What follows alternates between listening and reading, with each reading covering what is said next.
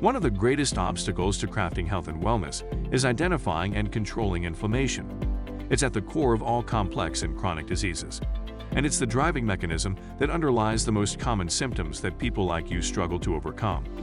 Join us as we explore cutting-edge science and research to give you the information and tools you need to create the quality of life you want and deserve. And now, here is the host of Inflammation Nation, Dr. Stephen Noseworthy. So I think this is the third episode in the section or the segment on finding your personal food code or discovering your ideal diet. And the first digit in that combination, if you remember, well, let me just say it just in case this is the first episode that you popped into, is that when you look at your diet, think of it as a combination lock where you have to have the right digit in the right place in the right order in order for the lock to open. And so in order for you to get the most out of your diet as a variable that is a strong and powerful epigenetic modifier, meaning your diet has a great impact on your health, your wellness, your inflammatory state, all that kind of stuff, you need to have it right. It needs to be optimized. So the first variable that I like to look at, and I think that this is probably from a human design standpoint, the first thing that we have to get right is how much we eat or how much we don't eat. Now, before I get into some practical information about that, why is that important? Well, when you look at chronic underfeeding or you look at chronic overfeeding, you have problems on both ends, and both can create their own very specific problems, particularly with things like blood sugar control. Both of them also have tremendous potential to drive inflammatory states and cause immune dysfunction and dysregulation, and for a couple of different reasons. So if you have someone who is chronically underfed, we know that there are a couple of consistent and predictable things that will happen. One of the big picture things is that with chronic underfeeding, you end up seeing a reduction in your basal metabolic rate so that you burn fewer calories at rest. And this is part of what we might call innate intelligence's wisdom, in the sense that they understand, or the body understands, how much energy it needs to just sit around and digest food and to keep your heart beating and your blood flowing, etc.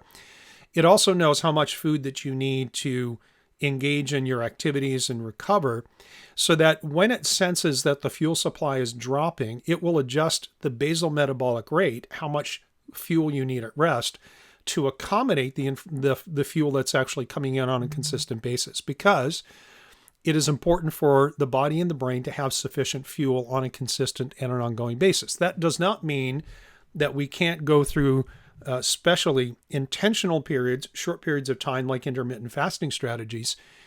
It doesn't mean we can't engage in intermittent fasting without running the risk of downregulating our basal metabolic rate. What it means is, if we're chronically feeding ourselves less than we should, which is part of how we optimize health and wellness, then we're going to see some negative consequences. This is one of the explanations as to why some people who diet on a chronic basis continue to reduce their caloric intake and yet continue to increase their weight.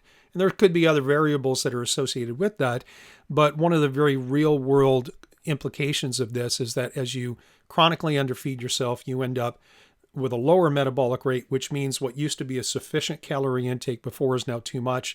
And so you end up gaining weight because you have not adjusted your food intake, but you've changed your basal metabolism.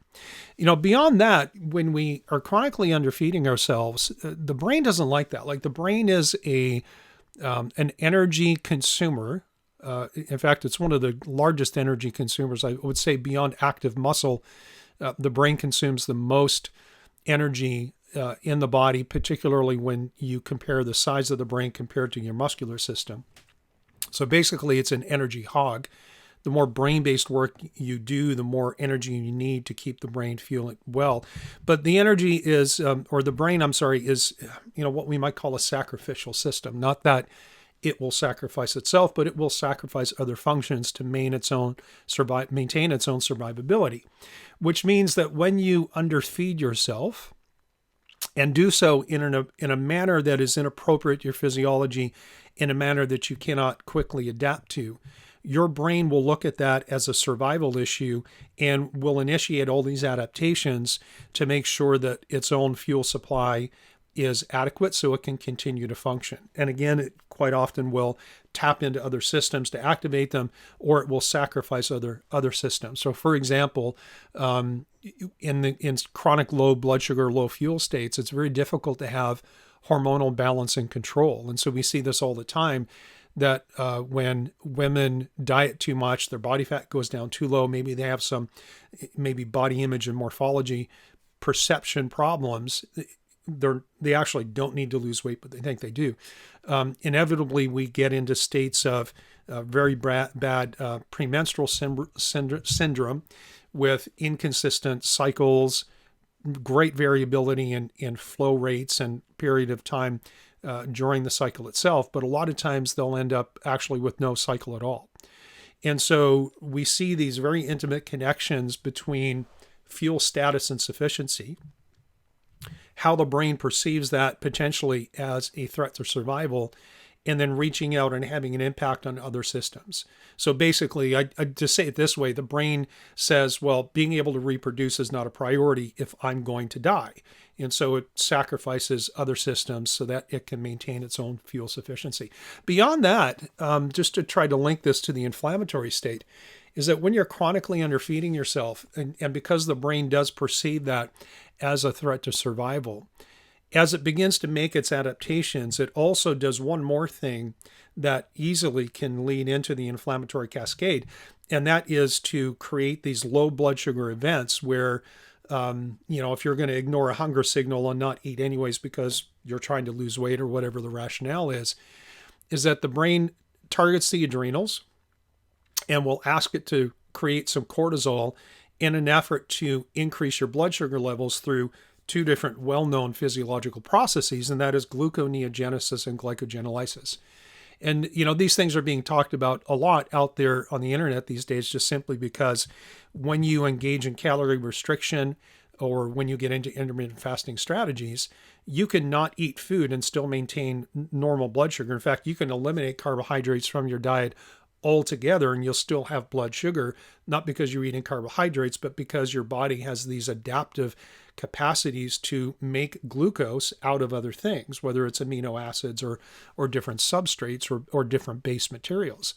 But nevertheless, when you activate these adrenal responses and you get these cortisol surges, depending on how often that's happening and how severe it is when it does happen, can actually cross over and create this inflammatory cascade. In fact, up in the brain, the part of the brain that really kind of registers danger signals, if you will, whether it's danger from the external, like I'm being chased by a bear in the woods, or whether it's an internal danger signal, like I have a lack of fuel and that's not good for my health or my survivability, it will activate what's called the mesolimbic system, which is the upper third of the brainstem, where we transduce signals from our environment, particularly light and sound, or things that we see as well as things that we hear. But that has very potent connections into limbic system, which is emotionality, and a lot of these things can drive fear, which is why we can see, hear a loud noise and see something flash in our periphery and our heart rate can elevate, because that's how the how the brain is wired to work in terms of promoting our own survivability. But we can get into that same physiological state of being kind of on high alert all the time and feeling like we're under some kind of a threat by not feeding our body on a consistent basis.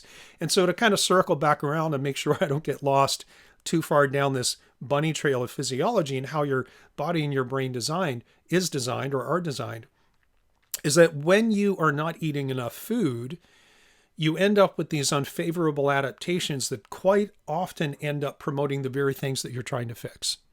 Whether it is reducing your basal metabolic rate, even though you're trying to lose weight with calorie restriction, or whether it is causing these altered fuel states to a brain that may or may not be able to adapt to it, to the invocation of stress chemistry and inflammatory cascades that end up messing up the whole system. It's one thing to say I'm going to fast for overnight. It's one thing to say I'm going to fast for 16 hours today or maybe once a week. It's even one thing to say I'm going to fast for 2 or 3 days. It's another to be in a constant state of underfeeding, which is, again, one of the reasons why eating enough food is absolutely critical. Now, in my own clinical experience, and I've been working in the field of natural medicine since 1995, even though I've seen and worked with my own share of people with prediabetes and type 1 and type 2 diabetes, I see far more people, women particularly, who are chronically underfed than they are eating enough food or actually overfeeding themselves. In fact, a lot of the pre-diabetics and the type 2 diabetics that I've worked with, a lot of them tend to be underfeeding themselves as well. And they're actually surprised when I say to them, listen, you need to eat more food. And their first thought is, well, I can't. My blood sugar is high all the time. If I eat more food, my blood sugar is going to go up. And, we kind of have to pick that apart and deconstruct it so that they understand actually how all these things work. And, it's not just about calories, it's about carbohydrates, and it's about insulin signaling. And it's a more complicated scenario than just, that.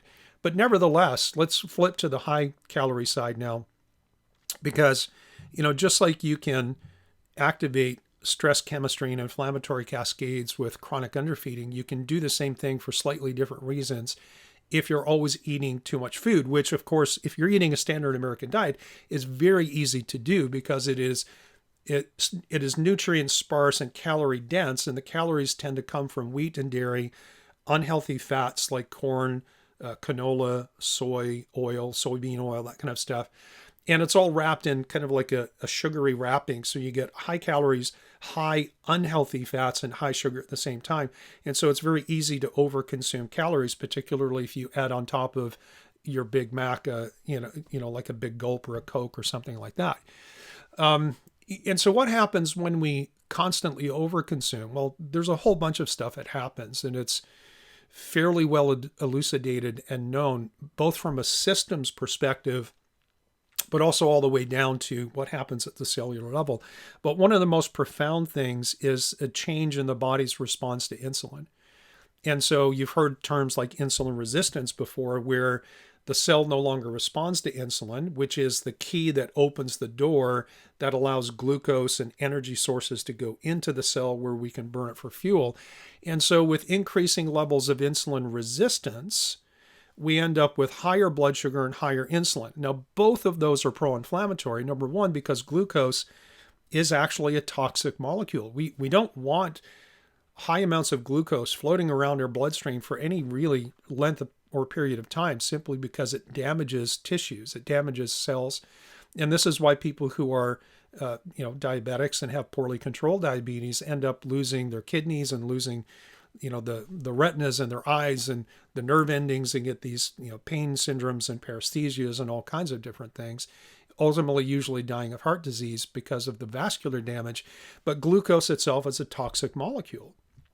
And so simply over consuming calories tends to bring with it a hyperglycemia or high blood sugar state, which in and of itself is a problem. But the corollary to that, or I'd say the parallel to that, is hyperinsulinemia, having high insulin. Insulin itself is also a pro-inflammatory mediator, but insulin is also, and insulin resistance as a syndrome, is also one of the mechanisms by which we drive what's called lipogenesis, which is converting excess glucose into triglycerides and then eventually into body fat. And so this high blood sugar, high insulin, high triglyceride scenario basically is kind of like a rich environment for increasing body fat and shutting down your ability to break it down and burn it for fuel.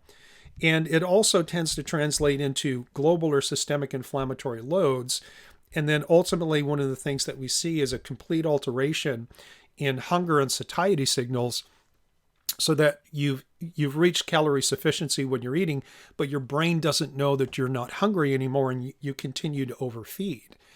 And so no matter which way you slice it, eating the right amount of food is of absolute paramount importance because of the potential metabolic costs of either constant underfeeding or constant overfeeding. Now, I'm going to have to cut this episode short because I did more in the way of introduction than I wanted to, but I want to come back to, in the next episode, I want to come back to hitting on some of the actual practical applications of eating enough food so that you're not undershooting and overshooting? And how detailed do we need to be in terms of setting a target and making sure, like, do I have to count every single calorie every day, hour after every, or hours throughout the day, to make sure that I'm not undereating and overeating? The answer is yes, and the answer is no. So we'll answer that on the next episode in the Inflammation Nation. Thank you so much for listening to the Inflammation Nation. If you found this episode valuable, please rate, review, and subscribe to our podcast. Be the first to know when a new episode drops so that you can stay on top of your game. It also helps others like you find the answers they need. And why not head over to my main website, drnoseworthy.com, that's drnoseworthy.com, to explore my personalized functional medicine coaching programs, submit a question to the podcast, maybe take a quiz, or even reach out to me using the contact form that you can find there. We'll see you next time.